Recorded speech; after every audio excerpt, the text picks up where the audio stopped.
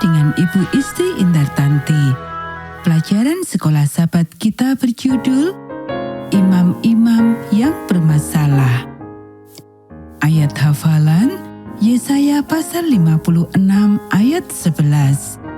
Anjing-anjing belahap yang tidak tahu kenyang, dan orang-orang itulah gembala-gembala yang tidak dapat mengerti. Mereka semua mengambil jalannya sendiri, masing-masing mengejar laba, tiada yang terkecuali. Poin penting pelajaran kita menyembah Tuhan ketika kita fokus kepadanya dan kuasanya. Pernahkah kamu memilih untuk diam daripada menyanyikan lagu-lagu pujian di gereja? Pernahkah kamu membuka mata saat berdoa atau mengganggu orang lain yang sedang mendengarkan khotbah? Bagaimanakah pilihan-pilihan tersebut memengaruhi kemampuan untuk menyembah Allah dengan sungguh-sungguh? Eli melihat seorang pria berjalan ke arahnya dengan cepat. Ketika dia semakin dekat, Eli dapat melihat urat-urat di dahinya yang menonjol dan raut wajahnya yang merah. Eli menghela napas panjang dan mempersiapkan diri untuk kabar buruk yang pasti akan terjadi. Anak-anakmu tidak pantas menjadi imam. Pria itu mulai marah. Eli tahu bahwa anak-anaknya tidak menghormati barang-barang kudus di bait suci, posisi mereka sebagai imam atau bahkan untuk Allah. Ia telah berusaha memperbaiki mereka, tetapi tidak ada yang berubah. Pria itu melanjutkan, para imam itu tidak puas dengan potongan daging yang Tuhan perintahkan untuk diberikan kepada mereka. Mereka mengambil lebih banyak lagi dari daging milik kami. Pria itu terdiam cukup lama menatap Eli. Anak-anakmu mengirim pelayan-pelayanmu kepada kami, bahkan sebelum lemaknya diberikan kepada Tuhan sebagai bagiannya. Para pelayan itu meminta daging mentah untuk dipanggang oleh para imam. Jika kami protes dan mengatakan kepada mereka bahwa kami harus menunggu sampai lemaknya dipersembahkan kepada Tuhan, mereka mengancam kami dan mengatakan bahwa mereka akan mengambil daging itu dengan paksa. Eli memejamkan matanya dan terdiam sejenak. Orang itu benar. Hofni dan Pinehas seharusnya tidak menjadi imam.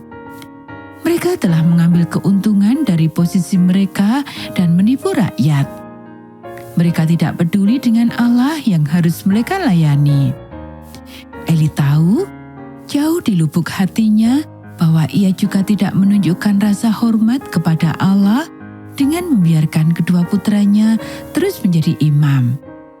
Namun, apa yang harus ia lakukan? Perlahan-lahan Eli membuka matanya. Aku akan berbicara kepada mereka lagi, janjinya. Hofni dan Pinehas tidak memikirkan siapapun kecuali diri mereka sendiri. Mereka lupa siapa diri mereka dan mengapa mereka berada di bait suci. Orang-orang Lewi adalah orang-orang yang istimewa yang dikhususkan untuk melayani Tuhan. Hanya beberapa orang terpilih yang dapat mendekat ke hadirat Allah, tetapi anak-anak Eli tampaknya tidak peduli. Mereka tidak menyembah Allah seperti yang diperintahkannya, sebaliknya mereka menyembah diri mereka sendiri. Sementara ia bangkit dari tempat duduknya, Eli pergi menemui anak-anaknya. Seandainya saja mereka peduli dengan hal-hal rohani seperti yang dilakukan Samuel, anak muda itu. Mengapa kamu melakukan hal-hal yang begitu? Eli bertanya kepada Hofni dan Pinehas ketika ia akhirnya menemukan mereka. Sehingga ku dengar dari segenap bangsa ini tentang perbuatan-perbuatanmu yang jahat itu. Kita bisa baca dalam 1 Samuel pasal 2 ayat 23. Eli melanjutkan, mencoba memperingatkan anak-anaknya, berusaha menyadarkan mereka untuk berubah. Seolah-olah ia berbicara kepada batu. Anak-anaknya tidak tertarik untuk mendengar apa yang dikatakan Eli. Sudah terlambat untuk mencoba memperbaiki mereka. Suatu hari, Tuhan mengutus orang lain untuk mengunjungi Eli. Orang ini membawa pesan dari Allah. Beginilah firman Tuhan. Bukankah dengan nyata aku menyatakan diriku kepada nenek moyangmu ketika mereka masih di Mesir dan takluk kepada keturunan Fir'aun?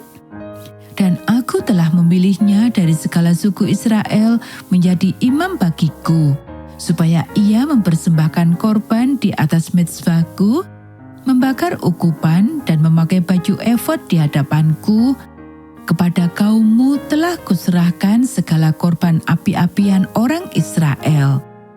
Mengapa engkau memandang dengan loba kepada korban sembelihanku dan korban sajianku yang telah kuperintahkan? Dan mengapa engkau menghormati anak-anakmu lebih daripadaku, sambil kamu menggemukkan dirimu dengan bagian yang terbaik dari setiap korban sajian umatku Israel? Mata Eli menjadi sangat besar dan ia merosot di atas bangkunya.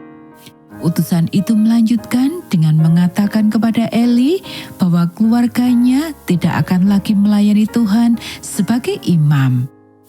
Hak istimewa dan tanggung jawab itu telah dicabut dari mereka karena kecerobohan dan ketidakhormatan mereka kepada Tuhan. Keturunan Eli tidak akan diberkati dengan umur yang panjang. Hofni dan Pinehas akan mati, keduanya pada hari yang sama. Allah akan membangkitkan seorang hamba yang setia yang akan melayani Dia sebagai imam dan akan menghormati Allah dalam segala hal yang dilakukannya. Kita bisa lihat di ayat 27 sampai 35.